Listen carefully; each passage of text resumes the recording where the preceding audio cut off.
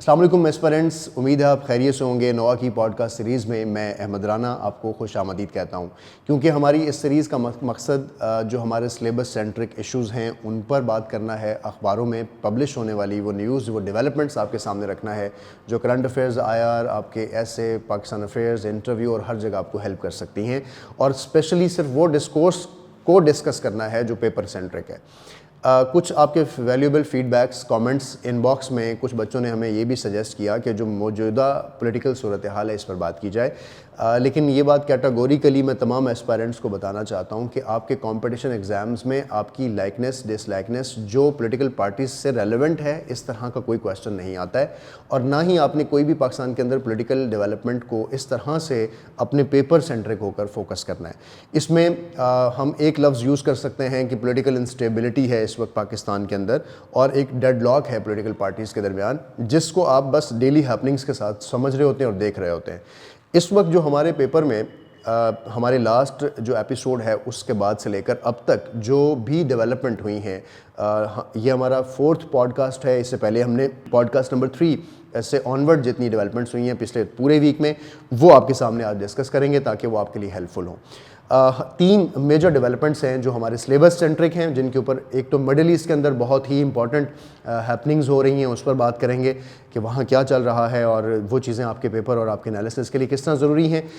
اسی طرح جو صدر ہیں چائنا کے، انہوں نے رشیا کا دورہ کیا اور اس دورے کا بھی کچھ اور مقصد ہے، اور اس دورے میں کچھ بہت اہم چیزیں جو آپ سے شیئر کرتا ہوں۔ اور پاکستان نے ایک ایجوکیشن ٹیلی ایپ جو ہے ایجوکیشن سیکٹر کے حوالے سے ایک ڈیولپمنٹ ہوئی ہے جو کہ بہت اچھی ہے، جس کو پاکستان کے حوالے سے اور آپ نے اپنے سلیبس کے پوائنٹ آف ویو سے بھی نوٹ ڈاؤن کرنا ہے، اور یہ ایک آپ کے لیے اچھی ایگزامپل ثابت ہوگی۔ تو جلدی سے اپنے پوڈ کاسٹ کے پہلا جو ہمارا سیگمنٹ ہے اس کی طرف آتے ہیں کہ اس وقت ہم نے کیا ڈسکس کرنا ہے۔ تو سب سے پہلے مڈل ایسٹ کی صورتحال پر بات کرتے ہیں۔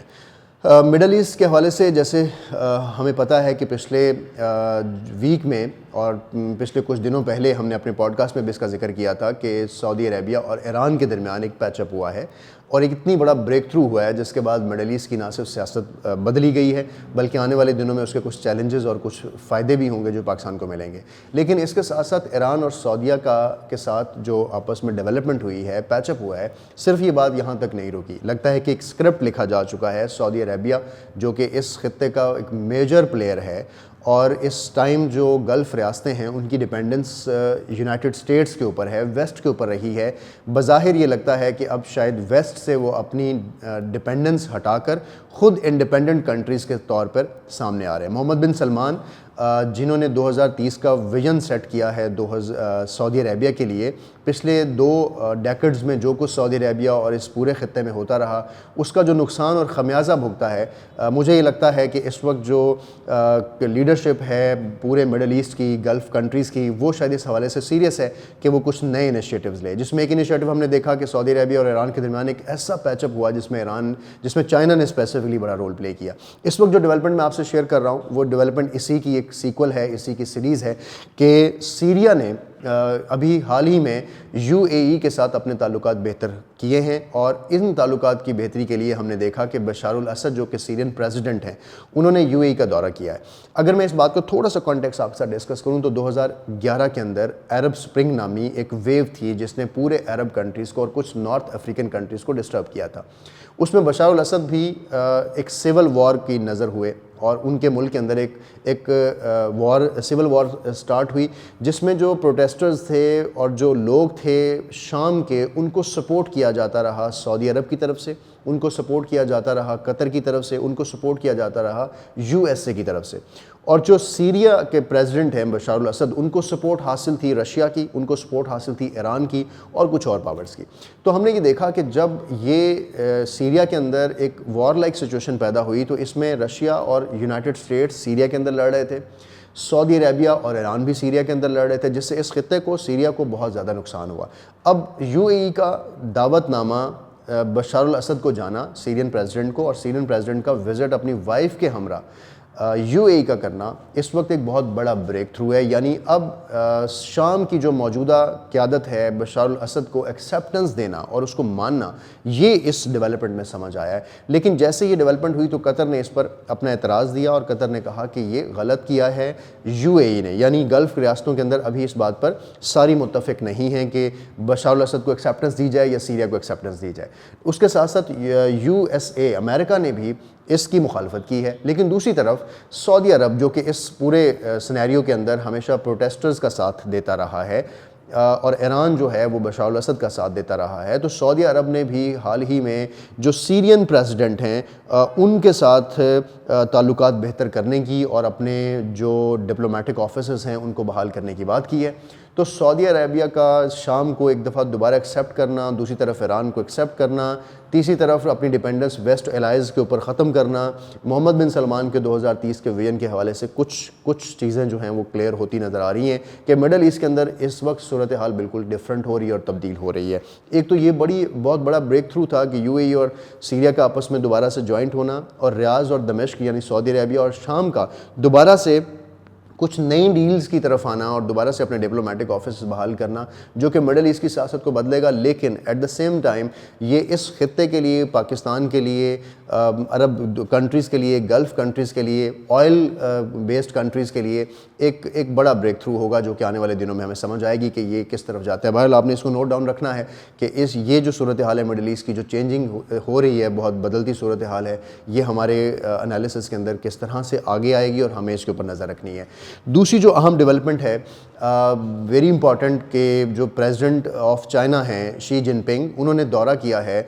رشیا کا, اور اس وقت دورہ کیا ہے جب یوکرین وار جو کہ رشیا نے سٹارٹ کی ہے اس کو تقریباً 1 سال مکمل ہو رہا تھا, اور یہ ایکسپیکٹ کیا جا رہا تھا کہ اس کے 1 سال مکمل ہونے کے بعد شاید کوئی تبدیلی آئے گی. پیوٹن کے رویے میں نہ آتے ہوئے ہم نے دیکھا کہ اریسٹ وارنٹ جاری کیے گئے ہیں پیوٹن کے بائی انٹرنیشنل کرمنل کورٹ سے, اور انٹرنیشنل کرمنل کورٹ نے نہ صرف اریسٹ وارنٹ جاری کیے ہیں بلکہ ان کو وار کرائمز میں وار کرمنل کے طور پہ ڈکلیئر کیا گیا, جس کا رشیا نے بہت سٹرونگ جو ہے ریٹیلیشن دی ہے. لیکن اس ٹائم پر چائنا جو ہے, جہاں پر اپنی ایک میڈیشن کا رول پلے کر چکا آلریڈی مڈل ایسٹ کے اندر ایران اور سعودی عربیہ کے ساتھ, اس وقت بھی دوسری جو صورتحال تھی جو کہ یوکرین اور رشیا کے حوالے سے تھی, چائنا یہاں پر میڈیٹر کے رول کے طور پہ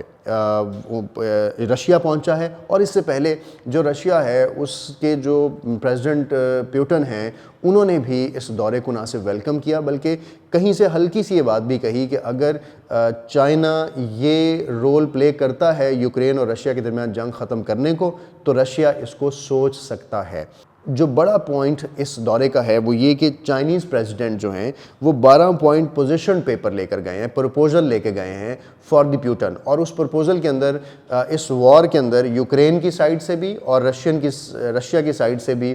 کچھ نیگوشیشنز ہیں, کچھ 12 پوائنٹس ہیں جو ان کے سامنے رکھنے ہیں تاکہ جس سے یہ وار ختم ہو سکے. آپ کو ان 12 پوائنٹس کے اندر جو تبدیلی ہے یا ان 12 پوائنٹس کے بعد جو تبدیلی متوقع ہے یا اس کی جو فائنڈ آؤٹس ہیں وہ آپ سے جلدی شیئر کرتا ہوں. جیسے اس وقت یہ خطرہ پیدا ہو گیا تھا کہ رشیا اور یوکرین کی وار جو ہے, کیونکہ اس وار کے اندر نیٹو, یورپ اور امریکہ بھی انوالو ہیں, اور رشیا کو یہ خدشہ ہے کہ اس کی اکانومی کولیپس ہو رہی ہے اور اس کے اوپر یہ خدشہ ہے کہ جیسے اس کے اریسٹ وارنٹ نکال دیے تو یہ وار جو ہے کہیں نیوکلیئر وار کے اندر نہ بدل جائے اور دنیا جو ہے ایک بڑے سانے کو برداشت نہ کرے. دوسری طرف رشیا کی اکانومی بھی کولیپس ہو رہی ہے, تیسری طرف چائنا جو ہے وہ اکنامک پلیئر ہے اور اس کی منڈیوں تک ایکسیس بھی خراب ہو رہا ہے اور اس کی ٹریڈ کے اندر بھی یہ چیزیں رکاوٹ ہے. انٹرنیشنل انفلیشن اس ٹائم اس ہی وجہ سے بنی ہوئی ہے.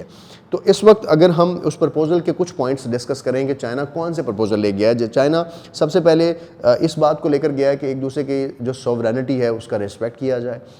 چائنا نے کہا کہ اپنی ملکوں کی ٹیریٹری کو اپنے ملکوں کے اندر رہنا چاہیے. اس نے کہا کہ جو کولڈ وار کی مینٹیلٹی ہے کہ اس وقت اگر یوکرین رشیا لڑ رہے ہیں تو پھر آپ ویسٹ الائز ایک طرف ہو جائیں اور رشیا کو ایک طرف کر دیں, اس کو ختم کیا جانا چاہیے. اس کا اثر جو ہے یا اس کا ذکر وہ اسپیشلی یوکرین کے حوالے سے کر رہے ہیں. اس کے علاوہ پیس ٹاکس جو ہیں دونوں ملکوں کے درمیان بحال ہونی چاہیے. انہوں نے اپنے گڈ آفیسز ان کو پرووائڈ کیے ہیں کہ آپ وہاں آئیں اور آپس میں بیٹھ کے بات کریں. ہیومینیٹیرین کرائسس یعنی جو مائگریشنز ہو رہی ہیں, کلنگز ہو رہی ہیں لوگوں کی, اس کو فوری طور پہ بند ہونا چاہیے. اس کی رسپانسبلٹی دونوں ملکوں کو لینی چاہیے. اس کے علاوہ انہوں نے کہا کہ جو نیوکلیئر وار کا تھریٹ ہے اس کے حوالے سے جو نیوکلیر پاور پلانٹس ہیں ان کی سیفٹی کو انشور کیا جانا چاہیے تاکہ اس وار کے اندر کبھی بھی نیوکلیر وار کی بات ہی نہ آئے. اس کے بعد انہوں نے یہ بھی کہا کہ جو فوڈ انسیکیورٹی پیدا ہو رہی ہے اس وار سے, اس میں جو گرینز ہیں اسپیشلی اگر ویٹ کی بات کریں تو یوکرین اور جو رشیا ہے دنیا کے لارجسٹ پروڈیوسرز ہیں جو دنیا کو غذائی قلت اور غذائی جو ایکسپورٹ ہے وہ اس میں آگے ہوتے ہیں. اس گرین ایکسپورٹ کے اندر یا اس کی ٹریڈنگ کے اندر اور دنیا میں اس کے لاجسٹکس کے اندر اس وقت خاصی تبدیلیاں ہو چکی ہیں اور پریشان کن صورتحال پیدا ہوئی ہے. تو اس چیز کو بھی انشور کیا جائے. ان ساری چیزوں کو سمجھتے ہوئے 12 پوائنٹس جو ہیں وہ رکھے گئے ہیں پیوٹن کے آگے, اور پیوٹن نے کے ساتھ جو شی جن پنگ ہے ان کی میٹنگ 3 گھنٹے جاری رہی ہے, جس میٹنگ کے اندر پیوٹن نے ان تمام پرپوزل اور ان پوائنٹس کو ایکسیپٹ کیا ہے, سمجھا ہے, دیکھا ہے, اور ظاہر ہے اس کے اوپر آنے والے دنوں میں کوئی لائحہ عمل بھی دیا جائے گا, لیکن فوری طور پر لائحہ عمل نہیں دیا گیا. انٹرنیشنل ایکسپرٹس اس ساری صورتحال کو ایک ڈفرینٹ صورتحال سے دیکھ رہے ہیں. پہلے تو چائنا کو اپریشیٹ کیا جا رہا ہے کہ چائنا اس ٹائم پر گلوبل لیڈرشپ کی طور پہ سامنے آیا ہے اور اس وقت اس کرائسس کو ختم کرنے کی اس نے بات کی ہے. دوسری جو امپورٹنٹ چیز ہے وہ یہ کہ چائنا اس وقت اپنی اکنامک پاور کو دیکھ رہا ہے اور اس کا انٹرسٹ جو ہے وہ اکانومی کو لے کر اور ٹریڈ کو لے کر زیادہ ہے اور دنیا کی ٹریڈ اور انفلیشن کو لے کر زیادہ ہے. لیکن دوسری طرف جو رشیا ہے اس نے بھی اس رول کو اس لیے ایکسیپٹ کیا ہے کہ رشیا بھی 1 سال سے اس وار کے اندر اپنا بہت سارا اکنامک لاس کر چکا ہے. ربل جو کہ اس کی کرنسی ہے وہ خاصی ڈاؤن ہو چکی ہے, بہت سارے ملکوں نے اس سے ٹریڈ بند کر دی ہے. تو شاید اس کو بھی اس چیز کی ضرورت تھی کہ اس کو ایک فیس اس سیف کرنے کے لیے کوئی بھی اس طرح کی نیگوسیشن آفر قبول کی جاتی. دوسری طرف اسی میں انٹرنیشنل ایکسپرٹس یہ کہتے ہیں کہ جو ویسٹرن الائز ہیں, یوکرین ہے, نیٹو ہے, یورپی یونین ہے, یورپین کنٹریز ہیں, انہوں نے اس پرپوزل جو چائنا نے پیش کیا ہے اس کو انفیئر قرار دیا اور یہ کہا ہے کہ یہ ایک بیلنسنگ ایکٹ نہیں تھا. سب سے پہلے رشیا کو اس کے علاقے خالی کرنے چاہیے یوکرین کے, اور یوکرین کو یہ رائٹ ہونا چاہیے کہ وہ جہاں مرضی نیٹو کی طرف جا سکے یا اپنے کسی کے ساتھ ممبرشپ کر سکے. تو کچھ اس طرح کے طور پہ اس دورے کو بھی دیکھا جا رہا ہے جس میں لگ رہا ہے کہ اگین یہ دورہ انٹرنیشنل پالیٹکس کی زد میں آ چکا ہے. اس کے بعد کچھ اور چیزیں ہیں جیسے نیوکلیر وار کا جو تھریٹ تھا اس سے کچھ ریڈیوس ہوگا کہ اس وار کی طرف شاید نہ جایا جائے کیونکہ چائنا اس میں ایز اے گارنٹر ہے, جو ایک بہت بڑی ڈیولپمنٹ ہوئی ہے جو کہ اس دورے کا مرکز کہی جا رہی ہے اور کہا جا رہا ہے کہ یہی اس دورے کا مقصد تھا, اور وہ تھا کہ یوان کے اندر جو چائنیز کرنسی ہے اس میں رشین جو کمپنیز ہیں اور رشیا جو ہے اس میں ٹریڈ کرے گا. اسپیشلی لیٹن امریکہ کے ساتھ جو رشیا کی ٹریڈ ہے, چائنا کے ساتھ, ایشیا کے بہت سے ممالک کے ساتھ یوان جو ہے وہ ایز اے کرنسی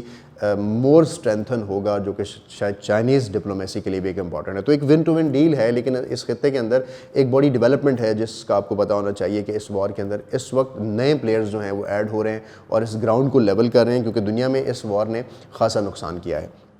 ایک طرف اسلامک آئیڈیالوجیکل بلاک تھا جو چائنا نے توڑا ایران اور سعودی عربیہ کا, دوسری طرف اگین ویسٹ اور جو سوویت بلاک ہے جو کہ اس وقت دوبارہ سے یوکرین رشیا کی وار کے صورتحال پہ اس کو بھی چائنا نے توڑنے کی کوشش کی ہے. تو چائنا کا یہاں پر رول جو ہے وہ گلوبل لیڈرشپ کے طور پر اسٹیبلش ہوتا نظر آ رہا ہے. تو یہ ایک اور ڈیولپمنٹ ہے. لاسٹ چیز جو آج ہم اس میں ڈسکس کرنے جا رہے ہیں پاکستان کے ڈومیسٹک افیئرز کے حوالے سے, پاکستان کے سوشل ایشوز کے حوالے سے. لٹریسی ریٹ پاکستان کا انتہائی ڈاؤن ہے, پورے خطے میں ہم سب سے کم لٹریسی ریٹ والا ریاست ہیں. تو اس وقت پاکستان کو اپنی ایجوکیشن پر انویسٹمنٹ کی ضرورت ہے. تو ایک بڑا بریک تھرو ہوا ہے پاکستان کے اندر, ایک بڑی ڈیولپمنٹ ہوئی ہے جو آپ کو پتہ ہونی چاہیے, جو کہ ڈیجیٹلائز ایجوکیشن کے نام پر پاکستان کے اندر ایک ٹیلی اسکول پاکستان ایپ کو لانچ کیا گیا ہے بائی پرائم منسٹر. اس ایپ کے اندر 6 چینلز کے تھرو مختلف علاقوں کے اندر تمام پاکستان کے اندر بچوں کو ایجوکیشن پرووائڈ کی جائے گی اور اس کا سلوگن رکھا گیا ہے 1 اسکول فار آل. اس 1 اسکول فار آل کا جو کانسیپٹ ہے یہ اس وقت بڑی امپورٹنٹ ضرورت ہے پاکستان کی. دنیا ڈیجیٹلائز ہو رہی ہے, ہر چیز ایپ پہ جا چکی ہے, تو ہمیں اس وقت یہ ضرورت تھی کہ ایسے سٹیپس لیے جائیں جو کہ ریولوشنائزڈ کریں ہماری گورننس کو. اسپیسیفکلی ایجوکیشن کے اندر بھی جو ڈسٹنٹ لرننگ کا ایشو ہے, آن لائن لرننگ کا جو پلیٹ فارمز ہیں, اس کو زیادہ سے زیادہ یوٹیلائز کیا جائے اور انرولمنٹس کو بڑھایا جائے ان علاقوں میں بھی جہاں تک بچے سکولز پہ نہیں پہنچ سکتے. تو فری آن لائن ایجوکیشن کے نام پر یہ ایک ایسا سٹیپ ہے جو پاکستان کی منسٹری آف ایجوکیشن نے لیا ہے. اس سے پہلے آپ کو یاد ہوگا کہ کووڈ کے اندر بھی 2020 کے اندر فیڈرل منسٹر جو شفقت محمود تھے اس وقت کے, انہوں نے ایک ٹیلی اسکول اسٹارٹ کیا تھا جو کہ پاکستان ٹیلی ویژن کے پلیٹ فارم سے کیا تھا, جس کا مقصد بھی یہ تھا کہ لوگ گھروں میں بیٹھ کر ٹیلی ویژن سے بھی ایجوکیشن لے سکیں. تو فارمل ایجوکیشن کا جو ہمارا ایک سیگمنٹ ہے پاکستان کے اندر, اس کے اندر ایک یہ بڑا اچھی ڈیولپمنٹ تھی. تو this should also be in your examples when you discuss about the education اور ریلیٹڈ پروجیکٹس. ہماری کوشش تھی کہ اب تک جتنی ایسی ڈیولپمنٹس ہیں جس کا تعلق آپ کے پیپر کے ساتھ ہو وہ آپ کے ساتھ رکھی جائیں. آنے والے دنوں میں مزید چیزوں کے لیے آپ نے اپڈیٹ رہنا اور رہنا ہمارے ساتھ. دیکھتے رہیں نووا پوڈ کاسٹ سیریز.